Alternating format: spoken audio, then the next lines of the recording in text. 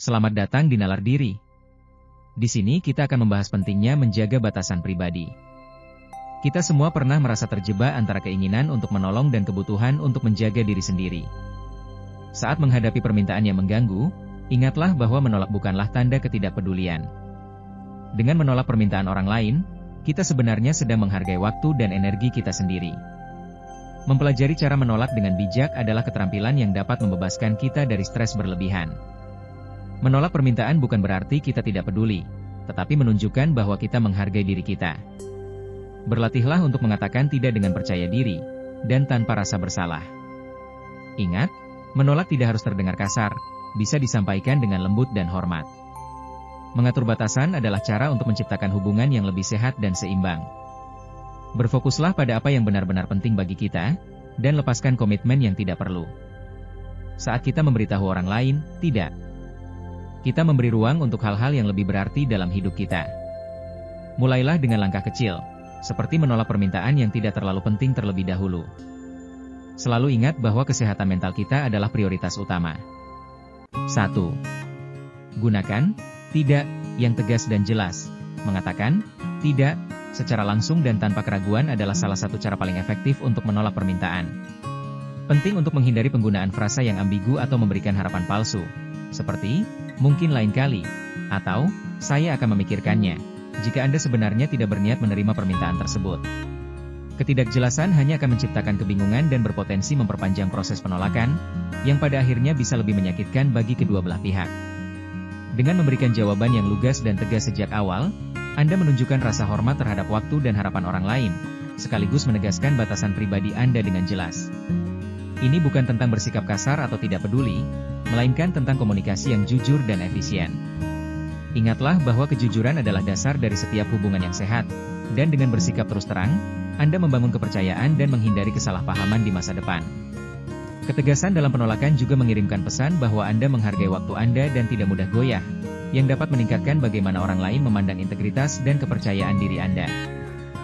2. Berikan penjelasan singkat, jika diperlukan, meskipun Anda tidak berkewajiban untuk menjelaskan alasan di balik penolakan Anda. Memberikan penjelasan singkat dan jujur dapat membantu melunakkan penolakan dan mengurangi potensi konflik atau kekecewaan. Misalnya, Anda bisa mengatakan, "Maaf, saya tidak bisa membantu karena jadwal saya sudah penuh," atau "Saya harus fokus pada prioritas lain saat ini." Penjelasan ini harus ringkas, tidak terlalu detail, dan tidak mengandung pembelaan diri yang berlebihan. Tujuan utamanya adalah untuk menunjukkan bahwa penolakan Anda didasarkan pada alasan yang valid, bukan karena Anda tidak menghargai orang tersebut atau permintaannya. Hindari membuat alasan palsu, karena kebohongan cenderung mudah terungkap dan dapat merusak kepercayaan. Kejujuran yang sederhana dan lugas akan selalu lebih baik daripada elaborasi yang rumit atau fiktif. Ingatlah bahwa batasan Anda adalah milik Anda, dan Anda memiliki hak penuh untuk menjaganya tanpa perlu merasa perlu untuk membenarkan diri secara berlebihan kepada orang lain. Penjelasan singkat yang tulus seringkali cukup untuk meredakan situasi dan menjaga hubungan tetap positif. 3. Tawarkan alternatif atau solusi lain. Jika memungkinkan dan Anda merasa nyaman melakukannya, menawarkan alternatif atau solusi lain dapat menunjukkan bahwa Anda peduli tetapi tidak dapat memenuhi permintaan secara langsung. Misalnya, jika seseorang meminta Anda untuk membantu proyek, Anda bisa mengatakan, "Saya tidak bisa membantu secara langsung, tetapi saya bisa merekomendasikan seseorang yang mungkin bisa," atau "Saya bisa membantu Anda mencari sumber daya lain untuk tugas ini." Ini menunjukkan niat baik dan keinginan Anda untuk membantu, bahkan jika Anda tidak dapat melakukannya sendiri. Tentu saja, tawaran ini harus tulus dan realistis, bukan hanya cara untuk menghindari penolakan secara langsung. Memberikan alternatif dapat mengubah penolakan dari "tidak ada jalan" menjadi "ada jalan lain", yang dapat mempertahankan hubungan positif dan bahkan memperkuat ikatan dengan menunjukkan kemurahan hati dan pemikiran proaktif Anda. Ini adalah cara elegan untuk menunjukkan empati tanpa mengorbankan batasan pribadi Anda. 4. Gunakan bahasa yang lembut dan sopan. Penting untuk menjaga nada bicara dan pilihan kata Anda tetap lembut dan sopan saat menolak permintaan. Hindari bahasa yang kasar, merendahkan, atau terkesan menghakimi. Frasa seperti, "Saya menghargai tawaran Anda, tetapi," atau "Terima kasih sudah memikirkan saya, namun," dapat membantu menyampaikan penolakan dengan cara yang lebih ramah. Menggunakan bahasa yang santun menunjukkan rasa hormat Anda terhadap orang yang meminta dan juga memperkuat citra diri Anda sebagai individu yang profesional dan penuh pertimbangan. Nada yang hangat dan empati dapat melunakkan pukulan penolakan, membuat orang lain merasa lebih dihargai meskipun permintaan mereka tidak dapat dipenuhi. Ingatlah bahwa komunikasi nonverbal juga memainkan peran penting. Jaga kontak mata, postur tubuh yang terbuka, dan ekspresi wajah yang tenang untuk menyampaikan ketulusan dan ketegasan tanpa agresivitas. Ini semua berkontribusi pada penolakan yang efektif tanpa merusak hubungan. 5. Tetapkan prioritas dan batasan diri. Memiliki pemahaman yang jelas tentang prioritas dan batasan pribadi Anda adalah kunci untuk menolak permintaan secara efektif. Sebelum menanggapi setiap permintaan, luangkan waktu sejenak untuk mengevaluasi apakah permintaan tersebut sesuai dengan tujuan, nilai, dan ketersediaan waktu Anda. Jika permintaan tersebut bertentangan dengan prioritas Anda atau akan membuat Anda merasa kewalahan, maka Anda memiliki alasan yang kuat untuk menolaknya. Menetapkan batasan yang jelas tidak berarti Anda egois. Sebaliknya, itu berarti Anda menghargai waktu dan energi Anda sendiri. Ini adalah tindakan penting untuk menjaga kesehatan mental dan mencegah burnout. Ketika Anda tahu apa yang penting bagi Anda, akan lebih mudah untuk mengatakan tidak pada hal-hal yang tidak selaras dengan prioritas tersebut. Ini memungkinkan Anda untuk mengalokasikan sumber daya Anda dengan bijak dan memastikan bahwa Anda fokus pada hal-hal yang benar-benar memberikan nilai dalam hidup Anda.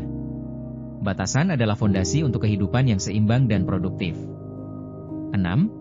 Jangan menunda penolakan. Semakin cepat Anda menolak permintaan yang tidak dapat Anda penuhi, semakin baik.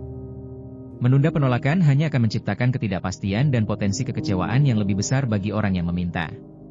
Selain itu, menunda-nunda juga dapat membuat Anda merasa lebih tertekan dan cemas. Segera setelah Anda menyadari bahwa Anda tidak dapat menerima permintaan tersebut, komunikasikan penolakan Anda dengan jelas dan lugas. Ini menunjukkan profesionalisme dan rasa hormat terhadap waktu orang lain. Penundaan dapat memberikan harapan palsu dan membuat orang lain menunggu jawaban yang akhirnya tidak sesuai dengan keinginan mereka, yang bisa berakibat pada kekecewaan yang lebih dalam. Dengan menanggapi dengan cepat, Anda memungkinkan orang lain untuk mencari solusi alternatif lebih awal, sehingga tidak membuang waktu mereka. Ketangkasan dalam penolakan juga mencerminkan kejelasan pikiran dan integritas Anda, menunjukkan bahwa Anda menghargai semua pihak yang terlibat. 7. Latih diri Anda untuk mengatakan tidak. Bagi sebagian orang, mengatakan tidak bisa menjadi hal yang sulit karena kebiasaan menyenangkan orang lain atau takut akan konfrontasi. Jika ini berlaku untuk Anda, praktikan menolak permintaan dalam situasi yang kurang menantang terlebih dahulu. Mulailah dengan menolak permintaan kecil dari orang yang Anda kenal baik, dan secara bertahap tingkatkan kemampuan Anda. Anda bisa berlatih di depan cermin atau dengan teman dekat untuk merasa lebih nyaman dengan kata-kata dan ekspresi Anda. Semakin sering Anda melatih diri untuk menolak, semakin mudah dan alami rasanya. Ini seperti membangun otot. Semakin Anda melatihnya, semakin kuat ia akan menjadi.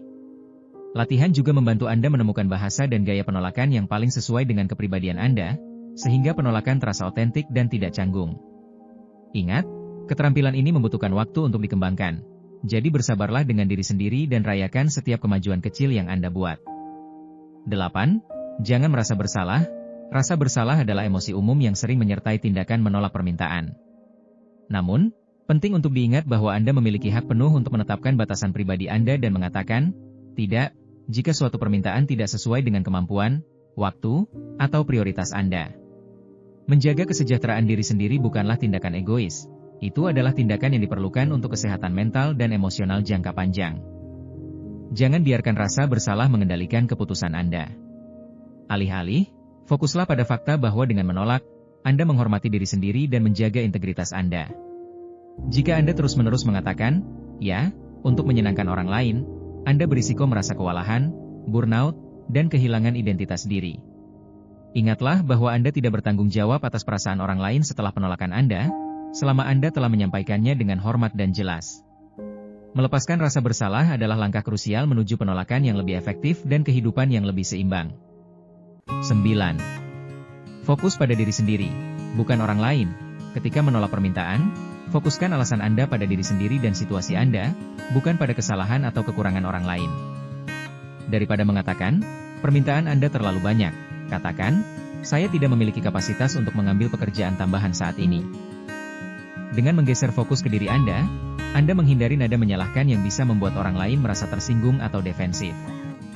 Ini adalah strategi komunikasi yang lebih konstruktif dan empatik.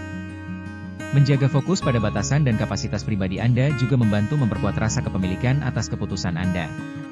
Ini menunjukkan bahwa Anda telah mempertimbangkan situasi dengan matang dan membuat keputusan yang tepat berdasarkan apa yang terbaik untuk Anda, bukan karena Anda menilai permintaan orang lain sebagai tidak masuk akal atau memberatkan. Pendekatan ini mempromosikan dialog yang lebih sehat dan menjaga hubungan tetap positif, bahkan setelah penolakan. 10. Jaga konsistensi dalam batasan Anda. Konsistensi adalah kunci dalam menjaga batasan pribadi yang efektif. Jika Anda mengatakan tidak pada suatu jenis permintaan hari ini, pastikan Anda juga mengatakan tidak pada permintaan serupa di masa depan, kecuali ada perubahan signifikan dalam keadaan Anda. Inkonsistensi dapat membingungkan orang lain dan membuat mereka berpikir bahwa batasan Anda tidak benar-benar kokoh, sehingga mereka mungkin terus mencoba menekan Anda. Dengan menjaga konsistensi, Anda mendidik orang lain tentang batasan Anda dan membangun reputasi sebagai individu yang tegas dan dapat diandalkan dalam menjaga komitmennya. Ini juga memperkuat rasa percaya diri Anda dalam menegakkan batasan, karena Anda melihat bahwa tindakan Anda memiliki dampak yang jelas. Konsistensi membantu menciptakan lingkungan di mana orang lain menghargai dan menghormati batasan Anda tanpa perlu terus-menerus diingatkan. 11. Bersikap empati, tapi tegas. Menolak permintaan tidak berarti Anda harus bersikap dingin atau tidak berperasaan. Anda bisa menunjukkan empati terhadap situasi orang lain sambil tetap teguh pada penolakan Anda. Misalnya, saya mengerti ini penting bagi Anda dan saya turut prihatin Anda menghadapi situasi ini. Namun saya tidak bisa membantu saat ini. Mengakui perasaan atau kesulitan orang lain dapat melunakkan penolakan dan membuat mereka merasa didengar dan dipahami, bahkan jika Anda tidak dapat memenuhi permintaan mereka. Namun, penting untuk tidak membiarkan empati ini menggoyahkan keputusan Anda. Tetaplah teguh pada batasan yang telah Anda tetapkan. Ini adalah keseimbangan halus antara menunjukkan kepedulian dan melindungi diri Anda sendiri. Empati menciptakan jembatan komunikasi, tetapi ketegasan membangun batasan yang kokoh. Dengan demikian, Anda dapat menjaga hubungan positif tanpa mengorbankan kesejahteraan pribadi Anda.